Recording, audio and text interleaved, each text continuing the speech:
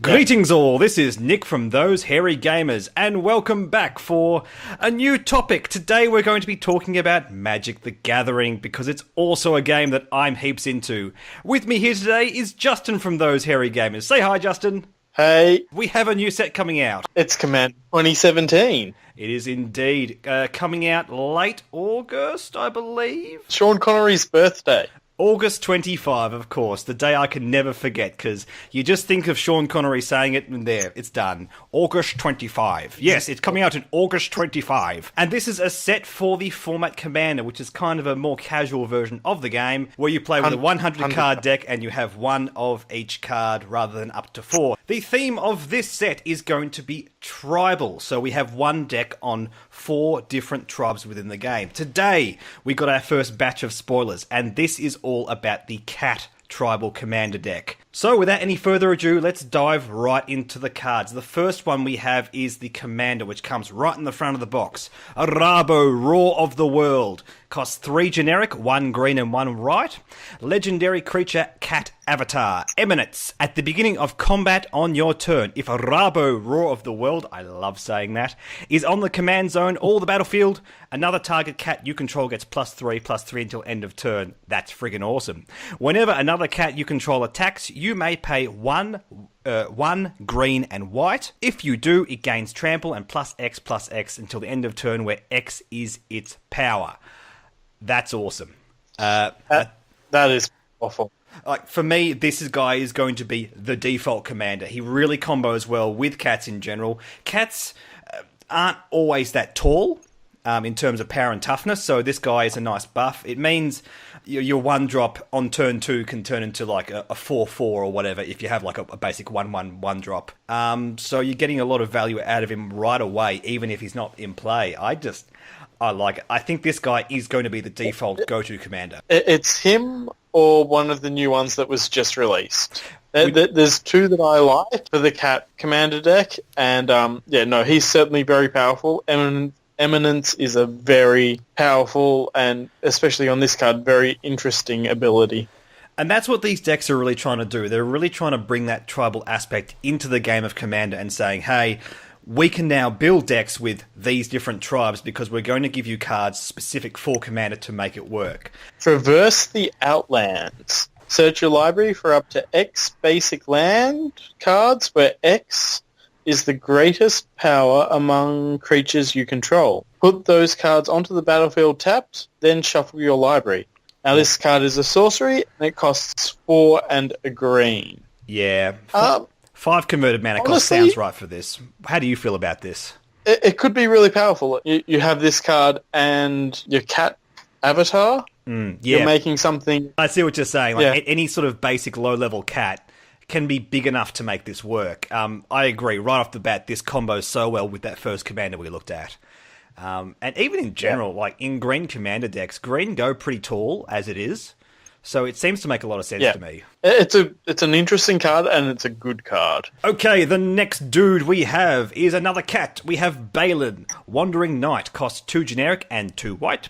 Legendary creature, Cat Knight. First strike, Balan, Wandering Knight, has double strike as long as it has 2 or more equipment are attached to it. And his activated ability, 1 and 1 white, attach all equipment you control to Balan. I love this guy. This looks fantastic. This guy you could turn into just a pure white commander deck in and on himself. Powerful card. I like it. Yeah, just like an equipment commander deck works really well. I mean, right off the bat, converted mana cost of 4 for a first strike card with 3/3. That's fantastic. That's okay by itself. But that combat trick, being able to move around all your equipment during combat is hilarious. I mean, imagine a situation where you have, like, say, 2 other creatures, both equipped with some kind of weapon, and you swing him and those 3 guys. What the hell is your opponent going to do? He doesn't know. Like, he could block him, and then he'll just pull all the equipment onto himself and kill the creature. Or he could just leave it. It's mind games. I love that kind of stuff. Yeah, we've actually seen a lot amongst all these spoilers of really efficient ways of using equipment, getting around the cost of having to equip or getting around the need to put it in the battlefield and equip it onto things. There are tricks here in this cat deck, which makes sense. We've had a lot of cat cards in the past that play around with equipment, so it's cool to see that sort of idea supported in these cards. Yeah, it's still going on. They're going back to Moradin for some cats. They're going back to Dominaria for other cats, and they're just these are the best cats of Magic, and we're going to build the best cat deck for you. I like the idea that you have the basic tools from all of those different sets, and you could take one of those sets and build an entire command deck around that. Or another one, for example. You could build an equipment cat deck. You could build a token cat deck. You have all these tools now to build these different commander decks, which is fun. Which is what these pre-sealed command decks should be about, in my opinion. That seems to make the most sense to me. The next card, Hungry Lynx. 1 and a green for a 2/2 cat. Cats you control have protection from rats. That's already pretty cool. That's pretty dirty. But then it goes, at the beginning of your end step, target opponent creates a 1/1 black rat creature token with Death Touch. That seems bad. And whenever a rat dies, put a +1/+1 counter on each cat you control. That's so cool. All of a sudden? No, not bad at all. In fact, fantastic. Yeah. We don't have the best removal spells in green, but we do have some decent removal spells in white. So thankfully this deck sort of can make that work quite efficiently. I think there is a lot of risk in this card, because you might accidentally lose this cat and suddenly one or more of your opponent has these 1/1 Death Touch rats, which could just be a real pain in the ass. But the plus side is it's really good when it works. Yeah, I see where you're coming from, but at the same time, you're putting +1/+1 counters on your cats when another rat dies, and you can block those rats with Death Touch because you have protection. That's right. It's just when you lose the Hungry Lynx, that's when everything can start to fall apart. Yeah, that's when things start getting interesting, and you have to start sitting down and actually thinking about how you're going to be playing the next couple of turns. Next, we have the Bloodforged Battle-Axe. Equipped, this is an artifact equipment, cost 1.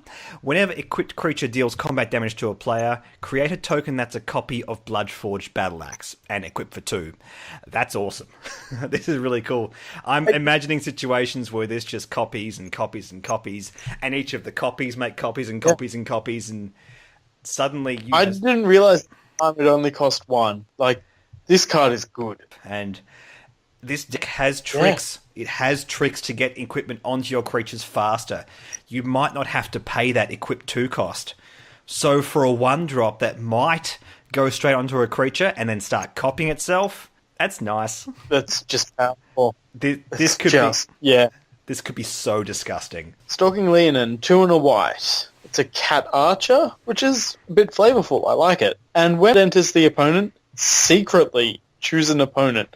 Now, this is one of the first times you've actually got to secretly choose someone, which is actually a little bit of fun. Reveal the player you choose. Exile target creature that's attacking you if it's controlled by the chosen player. Activate this ability only once. It's a pretty cool card. Yeah, the mind games are back. It's mind games. You can snipe anything, and it doesn't have to be right away. That's the great thing about this card, I think. That's right. You can play mind games. You could do it right away, or you could lull your opponent into a false sense of security, and they go, well, I've attacked you over and over again. You mustn't have chosen me. And then they swing something massive, and you just exile it. That's so cheeky. So cheeky. I love it. This and the Hungry Lynx, just both mind game cards. I love it. You look at this you look at the artwork on this guy. He's smiling. He knows what's going on. Miri, Weatherlight Duelist, cost 1, green and white, a legendary cat warrior. First strike. When Miri, Weatherlight Duelist attacks, each opponent can't block with more than one creature this combat. As long as Miri, Weatherlight Duelist is tapped, no more than one creature can attack you each combat. This is fantastic. This is really good. It really locks down your opponents. Sure, if your opponents are going with a small creature base really tall, it's not that good, but in most scenarios, this is going to have a lot of potency. This is the other legendary creature that I reckon you switch between. You either go Miri or you go the cat avatar. because both of these are really Roar powerful of the creatures. world. Yeah, that guy. Yeah. Miri doesn't have an eminence power, and that's why I'm hesitant. But the converted mana cost of 3. I mean, converted mana cost 3, first strike 3/2. That alone's fantastic. With that ability, it's bonkers. For 3 cost, that's amazing. On the same token, there is also Nazan, Revered Bladesmith. He is the final legendary creature. He's a cat artificer for a green and a white. Mm-hmm. When he enters the battlefield, search your library for an equipment card and reveal it. If you reveal a card named Hammer of Nazarene this way, put it onto the battlefield. Otherwise, put that card into your hand and shuffle your library. Whenever an equipped creature you control attacks, you may tap target creature defending player controls. He's an interesting card. Personally, I think he costs a bit too much. Well, think of it this way, and this is what I like about him. He costs 6 mana. By the time you're up to 6 mana, you're likely to have an okay field of cats already. You play him, and you already get the value out of that second paragraph. You swing, and you get to tap creatures down straight away. Even though he has summoning sickness and he can't attack, you're getting value straight away. My biggest issue with high-cost creatures is you've got to play them, they've got to survive a turn of removal, and then they get to swing.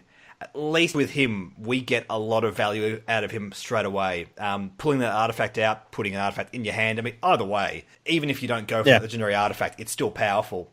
And getting that second paragraph ability where you're tapping down your opponent's creatures, he's only a 5/4, but I think the cost of making him a bit weaker than he probably could be for a 6 mana converted mana cost, it's okay because of his text. And I suppose if he was your commander, if he dies, going back to your command zone, you're just going to keep finding the equipment that you want throughout your deck. Something that keeps jumping back into the game that has, when I enter the battlefield, something awesome happens. And when he enters the battlefield, something really awesome happens.